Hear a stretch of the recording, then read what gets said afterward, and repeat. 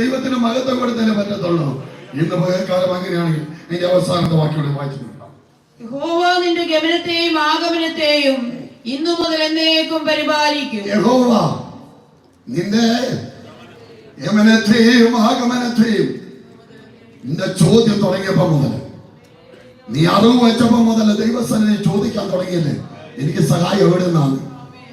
എന്നാൽ അല്ലറിയ, അന്ന് മുതൽ ദൈവം എന്നെ വെട്ടിക്കളയാതെ പറയാം, യഹോവ നിന്റെ ഗമനത്തെയും ആഗമനത്തെയും ഇന്നു മുതൽ എന്നേക്കും പരിപാലിക്കും. ഈ ദൈവത്തെ നീ മുറുകെ പിടിക്കുന്നിടത്തോളം കാലം, ഹല്ലേലൂയ, സ്തോത്രം, ഹല്ലേലൂയ. യോബിനെ പറഞ്ഞ അവൻ എന്നെ കൊന്നാലും ഞാൻ അവനെ, സ്തോത്രം, ഹല്ലേലൂയ. ഇന്ന് പകൽക്കാല ജീവിതത്തിൽ കഷ്ടത വരുമ്പോൾ, ഹല്ലേലൂയ, എന്റെ ദൈവം അറിയുന്നില്ലയോ എന്നെ കൈവിട്ടോന്ന് ചോദിക്കണ്ട, ഹല്ലേലൂയ.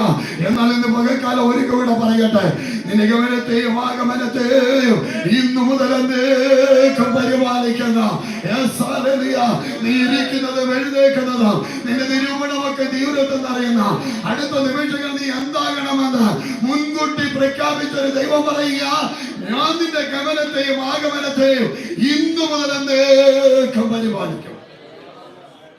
അങ്ങനെ പരിപാലിക്കുന്ന സർവശക്തനായ ഒരു ദൈവത്തിന്റെ കൈകൾ ഇന്ന് പകൽക്കാലം ഒന്ന് ഏൽപ്പിച്ചു പറഞ്ഞാട്ടെ, എന്റെ ദൈവം വിശ്വസ്തനാണ്. അടുത്ത നിമിഷങ്ങൾ അവൻ നമ്മെ അനുഗ്രഹിക്കാൻ പോവുകയാണ്.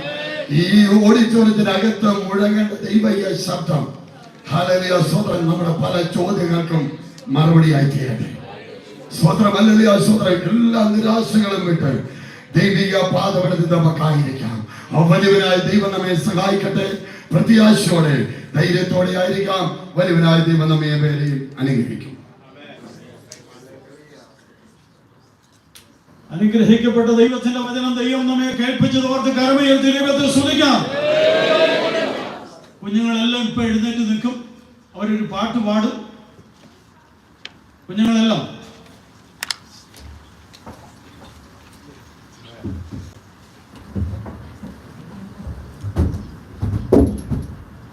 വേറെന്തിയോ വേറില്ലയോ? ഇല്ല, എല്ലാവരും പിന്നെ